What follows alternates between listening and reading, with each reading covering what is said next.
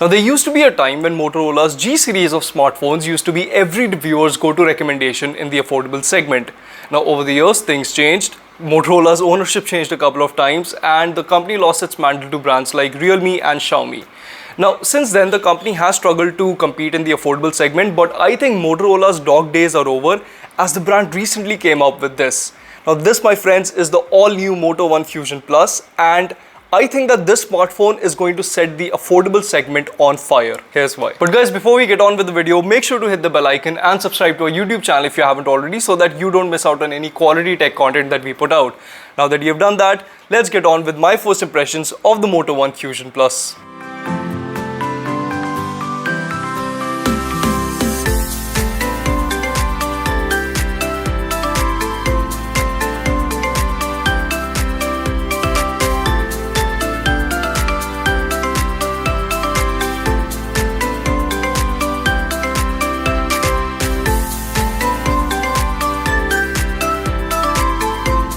Okay, so let's start with the design of the Moto One Fusion Plus, which so far has not been the most convincing aspect of the phone for me. Now that has partly to do with the blue color variant of the phone sent to me for review, which I wasn't as hyped for in the first place. I mean, if you do get a chance to buy the phone, then go for the white colorway because it looks really unique with all its white bezels and whatnot.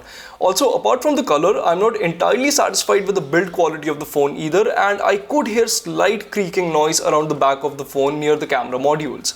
The buttons felt a tad bit on the mushy side too, so everything considered, not the biggest fan of the smartphone's design. But the Moto One Fusion Plus, for all its bulk, is extremely ergonomic to hold thanks to its chamfered edges and a really curvy back. Also, while the phone is quite heavy at 210 grams, so don't drop it on your face, the weight distribution is actually not bad, and I never felt that the phone was top heavy. Now thanks to its wider than usual frame and its heavy chassis, don't even try to use the phone with one hand because you will drop it. Trust me, a voice in your head will tell you that it's fine to use it with one hand, but don't listen to it. Now as for the I/O, the Moto One Fusion Plus ships with a headphone jack and a mono speaker grill at the bottom. You'll also get a USB Type-C port for charging, which is sandwiched between the two ports. Now up top there's a hybrid SIM tray, which is a little disappointing as you will have to compromise on either expanding the storage or using two SIMs, but on the bright side the phone does come with 128 GB of built-in storage. Now moving on, you will get all the buttons on the right spine of the phone, including a volume rocker, a power button and a dedicated Google Assistant key. Now the power button and the Google Assistant key both offer a different textured finish, which is nice as you won't confuse one for the other, but I would have liked them to be a little more tactile. Lastly, you get a fingerprint sensor towards the back underneath the Moto logo, which worked well. As you can see, it opens the phone in a jiffy and is pretty accurate. Unfortunately, there is no facial recognition support with the phone. So display wise, the Moto One Fusion Plus comes with a 6.5-inch panel with no notch whatsoever. Now you might be wondering why there's no notch on the phone. Well, that's because the smartphone actually comes with a pop-up selfie camera mechanism, and have you thought that this implementation of design was dead? But this is a really good move on Motorola's part as it greatly refines the media consumption experience. And for anyone wondering, I'm not worried about the pop-up mechanism at all. Firstly, having used phones with a pop-up selfie camera for years now, I can tell you that I've never faced any issues with the moving parts, so I'm not concerned about the ones inside the One Fusion Plus either.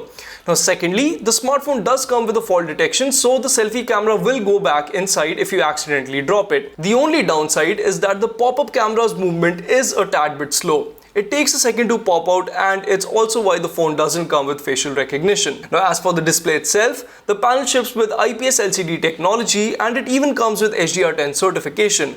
Now unlike the Poco X2, you don't get a high refresh rate display with the Moto One Fusion Plus, but on the whole, I really like the screen on offer here. It's bright, has been tuned really well and offers good viewing angles. Plus, there is not a whole lot of backlight bleed either, something that you see with cheaper LCD displays, which is also great. So on to the performance now. Well, the Moto One Fusion Plus is backed by Qualcomm Snapdragon 730G processor, which works alongside 6GB of RAM and 128GB of UFS 2.0 storage, which, as I mentioned previously, is expandable as you do get a hybrid SIM slot with the smartphone. And so far, the smartphone is shaping up to be the snappiest device I've used under Rs 20,000. Now, this probably has to do with the phone's vanilla user interface, but the Fusion Plus feels extremely responsive, be it when I was opening apps or multitasking. As for gaming, so far, I have played Call of Duty on the phone phone, and it runs really well too, with the settings maxing out at very high for frame rate and very high for graphics. Now, I'll have a lot more to say about the smartphone's performance in my full review, but for the time being, just enjoy this quick Call of Duty gameplay on the phone. Get down! Sniper!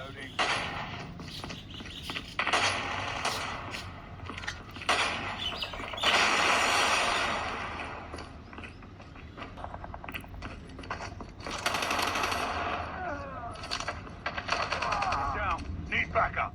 So the Moto One Fusion Plus ships with a quad camera setup at the back comprising a 64 megapixel sensor with f1.8 aperture, an 8 megapixel ultra wide angle lens with 118 degree field of view, a 5 megapixel macro sensor and a 2 megapixel depth sensor. Now for selfies, the phone offers a 16 megapixel selfie camera. So far, the star of the show for me has been the phone selfie camera, which clicks really detailed photos. Now the 64 MP main camera takes decent images when the sun's out too, but I still need a little more time to test it. So while I do that, take a look at these sample images and let me know your thoughts in the comments below.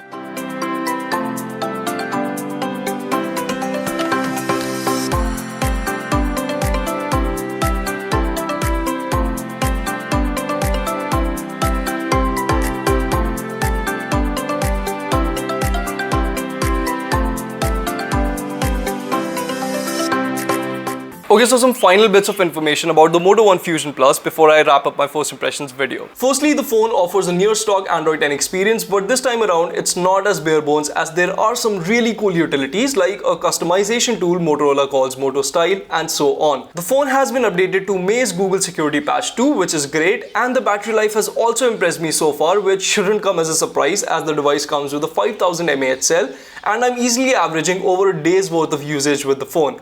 Now there is a headphone jack present on the handset, which reportedly offers support for 32-bit music playback.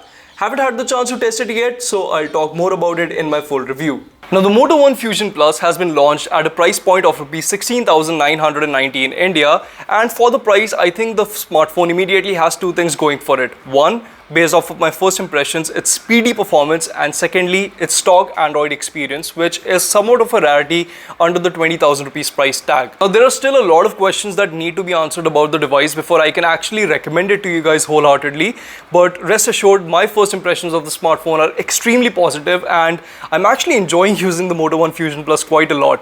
So while I work on my full review, do let me know in the comments below as to what kind of content do you want to see around the Moto One Fusion Plus, be it camera comparisons, direct comparisons with a particular smartphone. But guys, that wraps up my first impressions of the Moto One Fusion Plus. I'll see you guys in the next one. So until then, this is Prateek from Mr. Phone signing off.